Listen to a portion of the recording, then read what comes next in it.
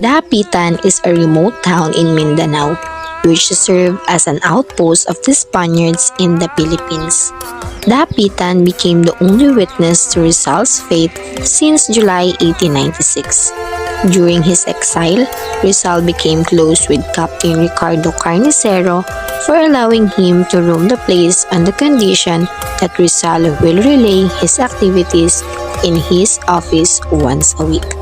In Dapitan, he continued his medicine, research, and continued his talent in sculpture, painting, sketching, and poetry writing. He put up a school for boys and introduced projects for the community. As a gift to Captain Carnicero, Rizal wrote a poem entitled A Don Ricardo Carnicero on August 26, 1892. Rizal helped the people of Dapitan with their livelihood. He did farming and business and even invented a wooden equipment in making bricks. On September 21, 1892, Rizal, together with Carnicero and another Spaniard, won a lottery ticket. The amount given to him as his share was 6,200 pesos. Part of his share was used to buy a land in Talisay. He built a house, a clinic, and a school within the area. He sent letters to Bloomingtreet, narrating his daily activities in Dapitan. He wrote poems, performed a operation on his mother's eyes, and studied on medicinal plants of Dapitan to be prescribed to his patients. That time, Rizal had been known to be one of the best ophthalmologists. Upon hearing this, George Toffer, who had an eye ailment, together with her adopted daughter, Josephine Bracken, traveled from Hong Kong to Dapitan. Rizal developed an attraction with Josephine, and soon they become husband and wife, even it was against Father Abac and both their relatives.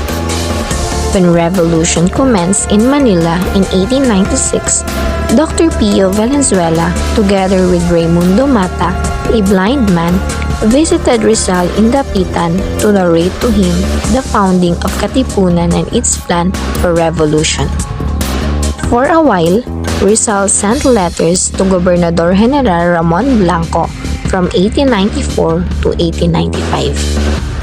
He wanted his case to be reviewed, so Bloomingtreet proposed that Rizal may offer his services as a surgeon to the Spanish government in Cuba to end his exile. Rizal left Manila, embarked the steamer España, and on September 3, 1896, he went to Barcelona, boarded the steamer Isla de Panay. When he arrived at the port, Gobernador General Despujol told Rizal that there was a command to return him back to Manila. Rizal was arrested while on his trip at the Mediterranean Sea. He was put into prison in Barcelona, Spain, and was brought back to the Philippines. Safely guarded while on the way from Barcelona to Manila, Rizal reached the capital on November 3, 1896, and was soon brought to be imprisoned at Fort Santiago. On November 20, 1896, the assigned judge to summon Rizal was Colonel Francisco Olive, an advocate of the Spanish Military Tribunal. The preliminary investigation began, and a 5-day investigation was conducted. He was blamed for being the leader of the revolution by increasing the people's ideas about rebellion and making illegal organizations. As expected, Rizal was not given the chance to interrogate his witnesses. He was only allowed to choose his lawyer from a list of young Spanish officers who were not into law. He chose Lieutenant Luis Taviel de Andrade, who was the bodyguard of Rizal when he first came home. There were two kinds of evidences presented to him during the investigation: documentary and testimonial. There were 15 documents against Rizal and 10 witnesses for testimonial. All efforts were made by Lieutenant Taviel de Andrade to defend Rizal, of his innocence. But as obvious as it may have seemed, Rizal was still found guilty.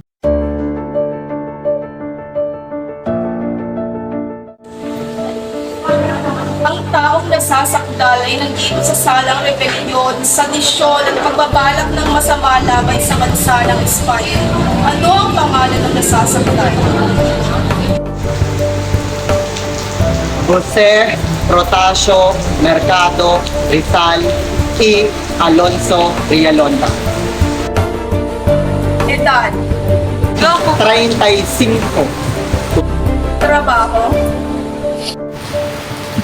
Doktor at isang manunulat. ngayon ay maaari nang ibigay ng prosekusyon ng kanyang panig.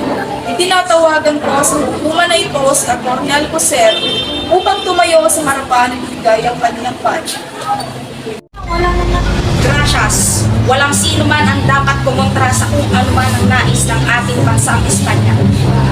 Ang sino man kumontra ay dapat ikulong at ipapatay. Yan ang nararapat kay Dr. Jose Rizal. Siya ay nandito ngayon sa salang rebelyon at nakapagtatag ng mga samahan na may layuning suwayin ang kagustuhan ng ating bansang Espanya.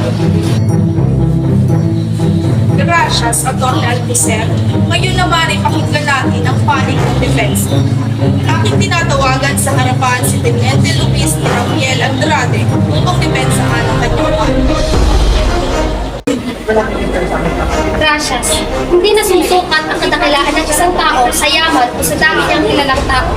Ito ay nasusukat sa katatagan ng loob at katapangan na ngayon hawak na ni Dr. Jose Rizal. Bago niyo siya husgahan, tingnan niyo muna ang mga sarili niyo sa salamin. Ang nais lamang niya ay maging pantay ang trato ng mga Kastila sa mga Pilipino. Hindi kayo dapat nagpapadalos-dalos sa pagbibigay ng parusa sa nasasaktan. Ngayon naman ay pakinggan natin ang panig ng nasasakdal sa hukuman na ito. Kasinungalingan! Pawang kasinungalingan lahat ng ibinibintang niyo sa akin. Wala kayong konkretong ebidensya. Puro mga liham at mga gamit lamang ang tumutukoy sa aking pagkakasala. Hindi niyo ako pwedeng akusahan ng rebelyon sapagkat ako ang pumigil kay Dr. Valenzuela upang hindi mag-aklas ng rebelyon sa Espanya. Magkakaroon ng masusing deliberasyon kung ano ang hambang na ating ihuhukom ukol sa kaso ni Dr. Jose Rizal. Maaari nang ibalik ang nasasakdal sa kanyang selda. Ipapaalam ng hukom ang magiging resulta ng deliberasyon.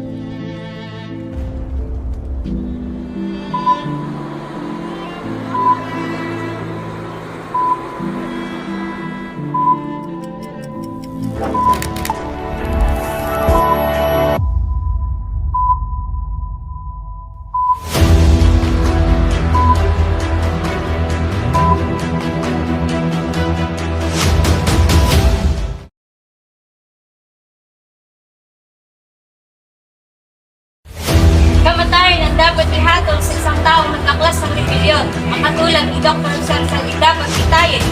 Tama, kung hindi ito nangyayari, marami ang makakaring gawin ng mga katulad niya. Hindi hamak na mas mabuti ito para sa kinabukasan ng Espanya. Hindi lingid sa kanaman natin ang mga kayang gawin ng mga Pilipino. Pareho pala tayo ng mga nilis. Kung ganoon ay kamatayan ang hatol sa kanya, ngayon din ay ipapadala ko kay Gobernador General ang liham upang mapirmahan na niya. General, pinadala na ang liham mula sa loob na magiging hatol ni Dr. Jose Rizal.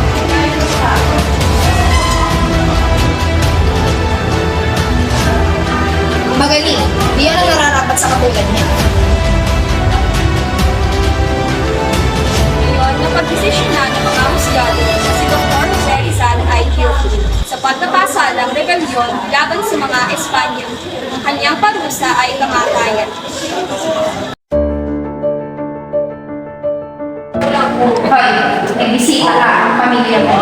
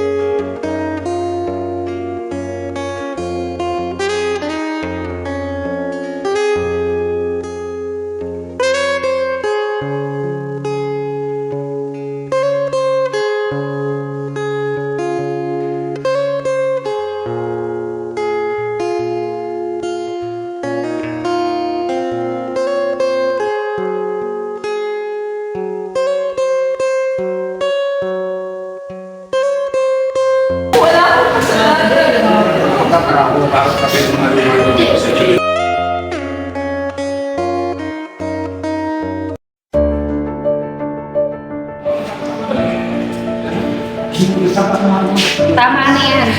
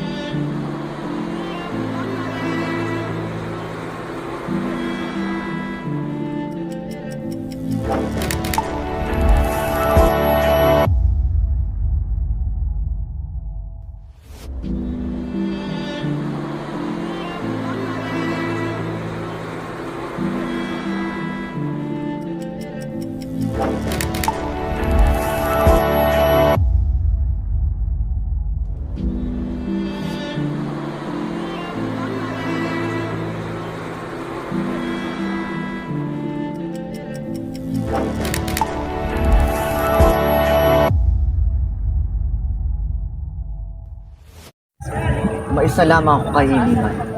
Maaari ba akong kapag ginaling